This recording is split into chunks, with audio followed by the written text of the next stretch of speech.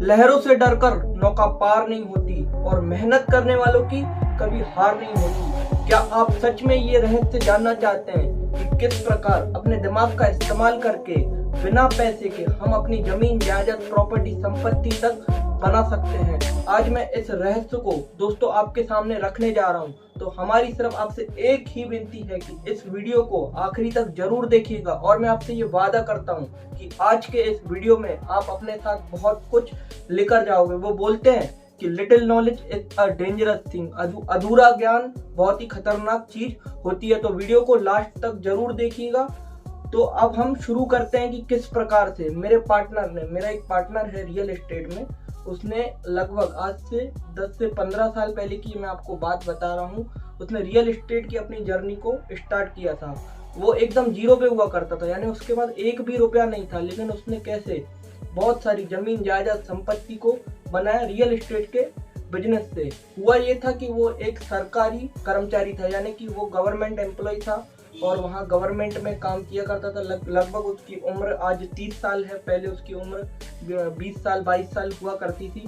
तो वो government employ हुआ करता था जिसकी तनख्वाह 35-40 हजार रुपए उसकी तनख्वाह हुआ करती थी। तो वो क्या करता था, अपनी जो जितनी भी तनख्वाह रहती थी ना, वो सब पूरी अपनी खाते में लिया करता था। अपनी जो भी तनख्वाह आती थी वो बैंक में लिया करता था। तो ये कहानी है दिल्ली की। मेरा जो पार्टनर है वो दिल्ली का रहने वाला है। तो वो दिल्ली में रहता था। तो उस वक्त दिल्ली में लगभग 10 साल पहले ये बूम आया था कि वहाँ शॉपिंग मॉल बहुत तेजी से बन रहे थे। तो उसी की लोकेशन में वहाँ पर एक मॉल बन रहा था, शॉपिंग मॉल।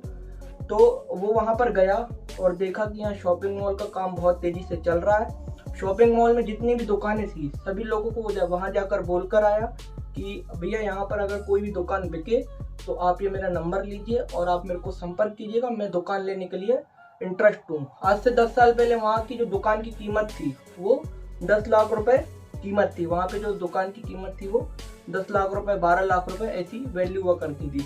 लगभग 2 साल बाद मेरे पार्टनर के पास फोन आया कि भैया एक दुकान बिक रही है, उनको अर्जेंट में दुकान को बेचना है, तो आप आ जाइए और बात कर लीजिए। तो मेरे जो पार्टनर है वो गया, मॉल गया और वहाँ के दुकान मालिक से मिला, उससे मुलाकात करी। बोला कि हाँ सर, मैं आपकी दुकान लेना चाहता हूँ, कीमत वगैरह बताइए। तो वहाँ की जो उस वक्त की वैल्यूएशन थी, लगभग 2 साल के बाद इसके पास फोन आया कि यहाँ पे दुकान बिक रही है। तो जब ये पहली बार गया तो उस वक्त दुकान की कीमत 12 लाख रुपए थी और जब ये 2 साल बाद गया तो वहाँ की वैल्यूएशन 20 लाख रुपए, 22 लाख रुपए हो गई थी, क्योंकि बहुत तेजी से एप्रिसिएशन मिल रहा था, क्योंकि मॉल का भी बूम बहुत ज्यादा था। तो दुकान मालिक ने उसको बताया मेरे पार्टनर को कि भाई यहाँ पर जो अभी दुकान की कीमत है वो 22 लाख रुपए है। तो मेरा पार्टनर तो ये बात जानता था कि भाई 2 साल पहले यहाँ पे दुकान की कीमत जो है वो 10 लाख रुपए है, अभी 22 लाख रुपए हुई है। तो दुकान मालिक के जो घर में है उसकी बेटी की शादी थी, तो उसको अर्जेंट में अपनी प्रॉपर्टी को बेचना था, अपनी प्रॉपर्टी को उसको निकालना था। तो मेरा पार्टनर उससे बोलता है, देखिए अंकल, मैं ये बात जानता हूँ कि आपकी दुकान की जो कीमत है वो एक्चुअली 10 लाख रुपए है। एक्चुअली आपने 2 साल पहले 10 लाख रुपए में खरीदी है, अभी वो 22 लाख रुपए की हो गई है। अगर आपको अर्जेंट में पैसा चाहिए और मैं आपको अभी के अभी तुरंत इसी वक्त पैसा देता हूँ, तो आप मेरे को अपनी दुकान जो है 15 लाख रुपए में लगाइए, तो मैं आपकी दुकान को तुरंत खरीद लेता हूँ। तो उनने बोला कि ठीक है भाई, मेरे को पैसे तुरंत चाहिए। तुरंत बोल दिया, यानी कि ऐसा नहीं कि रात तक चाहिए, यानी 2 दिन का उसको समय दिया मेरे पार्टनर को और बोला ठीक है, तुम मेरे को अपनी दुकान के पेमेंट कर दो और मैं आपको अपनी दुकान की पूरी रजिस्ट्री आपके नाम पे कर दूंगा। उसने बोला ठीक है, डील डन। तो मेरा जो पार्टनर हुआ करता था ना, उसके पास क्या है, जो पूरा पैसा है वो उसकी खाते में आता था, अकाउंट में आया करता था। तो उससे क्या, उसकी बैंक में जो है ना सिविल बहुत अच्छी हो गई थी, जिस कारण से बैंक में वो लोन लेने के लिए गया। बैंक वालों से उसने बोला कि भैया मैं एक दुकान खरीद रहा हूँ अपनी, तो मेरे को लोन की जरूरत है। बैंक वालों ने पूछा कितने लोन की जरूरत है और कहाँ दुकान खरीद रहे हो?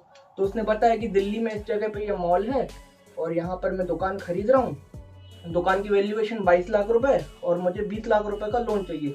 बैंक वाले गए मेरे पार्टनर के साथ, बोला कि हाँ कौन सी दुकान है बताइए।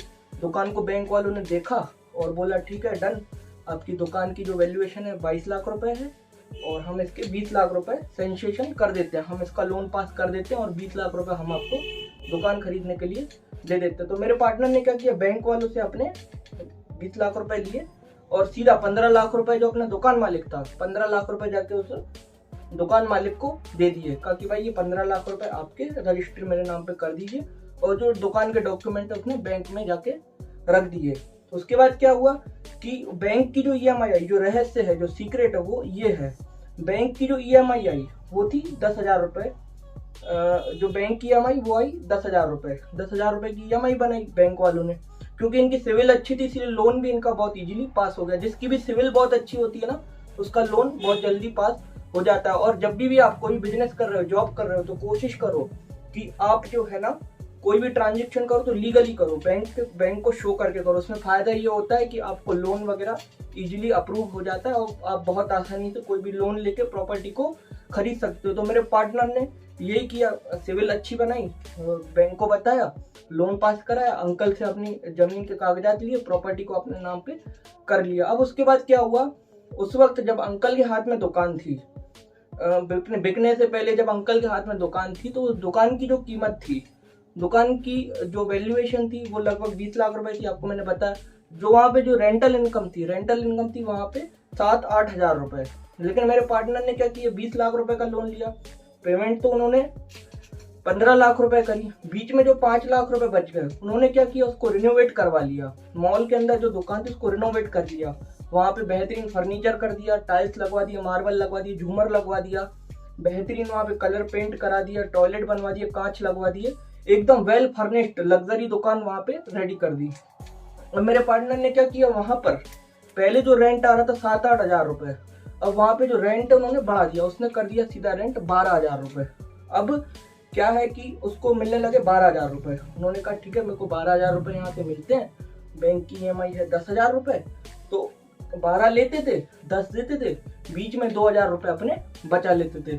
इस प्रकार से उन्होंने अपनी प्रॉपर्टी को बनाया और सिविल के द्वारा बिना किसी पैसों के प्रॉपर्टी भी बना ली। और रेंट में से जो 2 हजार रुपए सूखे उनको बच रहे थे, उसके अलावा हर साल जब भी आप दुकान किसी को भी रेंट पे देते हो ना, तो एक्चुअली होता ये है कि उसमें एप्रिसिएशन मिलता है। दुकान जो किराएदार रहता है, दुकान मालिक को हर साल 10% एप्रिसिएट करके तो किराया देना पड़ता है, तो 10% की उनको ग्रोथ भी मिलती गई। जैसे अगर मान चलो अभी जो दुकान का किराया 12 हजार रुपए है, अगली साल 10% बढ़ जाएगा, यानी करीबन उसमें 1200 रुपए और इंक्रीमेंट हो जाएगा, यानी 13 हजार रुपए उनका रेंट हो जाएगा। तो इस प्रकार से लगभग इनकी किस्त चली, 15-16 साल की किस्त थी इनकी। तो अगले 15-16 साल बाद, मतलब अभी हो जाएगा वो समय, वो दुकान उनकी कंप्लीट पूरी तरीके से हो जाएगी, डॉक्यूमेंट उनको वापस मिल जाएंगे। और आज उस दुकान की कीमत, अगर आज ही हम उस दुकान की कीमत वैल्यूएशन करें, जो आज से 10 साल पहले 15 लाख की हुआ करती थी, आज उस दुकान की कीमत हो गई है दोस्तों 1.5 करोड़ रुपए। जी हाँ, आपने सही सुना, दुकान की वैल्यू हो गई है 1.5 करोड़। जो 15 लाख रुपए की थी आज से 10 साल पहले, आज उसकी कीमत हो गई है 1.5 करोड़ रुपए।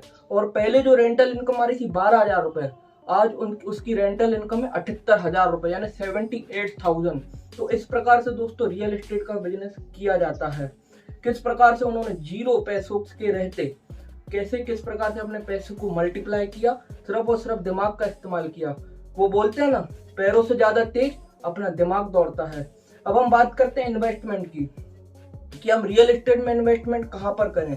तो मैं आज आपके लिए एक बहुत शानदार अपॉर्चुनिटी लेकर आया हूं। वो अपॉर्चुनिटी है ढोलेरा स्मार्ट सिटी में। आप इस वीडियो में देख सकते हैं कि मोदी जी किस प्रकार से ढोलेरा को प्रमोट करते हैं। आप वीडियो देख लीजिए। ढोलेरा में रिन्यूएबल एनर्जी, स्पेस और सेमीकंडक्टर इंडस्ट्री को लेकर जो निवेश होने जा रहा है, उसका लाभ भी भावनगर को मिलने वाला है। और वो दिन दूर नहीं होगा, अहमदाबाद से धौलेरा, भावनगर, पूरा क्षेत्र विकास की नई नई ऊंचाइयों को प्राप्त करने वाला है। तो दोस्तों, आप सभी लोगों ने देखा कि हमारे देश के प्रधानमंत्री श्री नरेंद्र मोदी जी ढोलेरा स्मार्ट सिटी को किस प्रकार से एक फ्यूचरिस्टिक सिटी बनाना चाहते हैं, यानी हमारे देश का नाम रोशन करना चाहते हैं और पूरे गुजरात को बहुत ही नेक्स्ट लेवल पर लेकर जाना चाहते हैं। दोस्तों, आपने ये नाम सुना होगा गुरुग्राम का, गुरुग्राम का आपने नाम सुना होगा, जो कि दिल्ली के पास है। आज जो गुरुग्राम है वो आज से जो 10 साल पहले गुरुग्राम हुआ करता था उसमें जमीन आसमान का अंतर है। यानी कि जो हमारा दिल्ली है वो पूरी तरीके से विकसित हो चुका। इस कारण से क्या हुआ, दिल्ली के जो प्रोडक्शन है, वहाँ पे जो फैक्ट्री आ रही थी, वहाँ पर जो इंडस्ट्रीज आ रही थी, वहाँ पे जो कंपनीज आ रही थी, वो दिल्ली में सेटअप नहीं कर पा रही थी, तो इसलिए वो सेटअप कर रही थी अपना पूरा गुरुग्राम में। और आज गुरुग्राम बहुत बड़ा कमर्शियल हब बन चुका है। मैं गुरुग्राम की और दिल्ली के बीच में क्या संबंध है और किस प्रकार से ग्रो हुआ, आप आई बटन में यहाँ पर ऊपर क्लिक करके देख सकते हो कि किस प्रकार से गुरुग्राम बहुत तेजी से ग्रो करता गया। उसी प्रकार से आज जो है ढोलेरा, वो अहमदाबाद, यानी कि ढोलेरा और अहमदाबाद के बीच में बहुत बड़ा रिलेशन है। किस प्रकार का रिलेशन है, जिस प्रकार से दिल्ली में विकास हो जाने के बाद जब पूरी तरीके से दिल्ली विकसित हो गई तो उसको गुरुग्राम की जरूरत पड़ी। आज उस ही प्रकार से अहमदाबाद जब पूरी तरीके से चरण सीमा पर है अपनी विकास होने पे, तो उसको भी एक ऐसी सिटी, एक स्मार्ट सिटी की जरूरत है जहां पर ये सब फैक्ट्रियां सेटअप की जाए।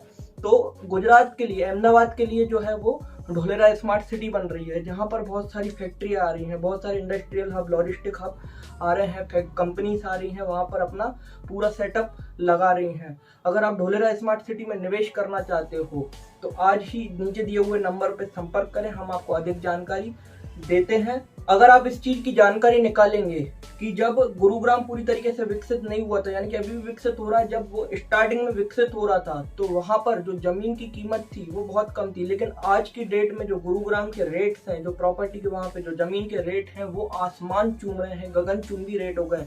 जिन लोगों ने गुरुग्राम में आज से 10 साल 15 साल पहले निवेश किया था, आज वो करोड़पति बन चुके हैं। दोस्तों, यही वो अवसर है आज ढोलेरा स्मार्ट सिटी में इन्वेस्ट करने का।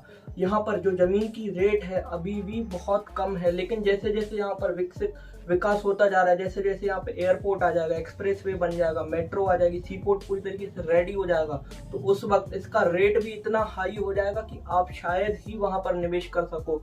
तो मेरे दर्शकों, मेरा आपसे एक ही निवेदन है कि ढोलेरा स्मार्ट सिटी में अगर आप निवेश करना चाहते हो तो उसका सिर्फ और सिर्फ निवेश करने का आज ही मौका है।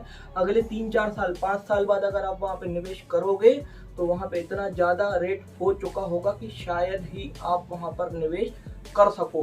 तो मैं उम्मीद करता हूं कि मेरी बात आपको समझ में आ गई होगी। अगर आप सफलता की ऊंचाई को चाहते हो चूमना तो चैनल को सब्सक्राइब करना मत भूलना। दोस्तों, हमारे इस वीडियो को बनाने में हमारी बहुत मेहनत लगती है और हम आपसे एक ही विनती करते हैं कि चैनल को लाइक, शेयर और सब्सक्राइब अधिक से अधिक कर देना, ताकि और भी ज्यादा लोग जो निवेशक हैं, जो इन्वेस्टर हैं, वो आके ढोलेरा स्मार्ट सिटी में इन्वेस्ट करें और अपने पैसे को 10 गुना, 20 गुना, 30 गुना तक बढ़ा सकें। आपका बेशकीमती समय देने के लिए दोस्तों बहुत बहुत धन्यवाद। मिलेंगे अगले वीडियो में।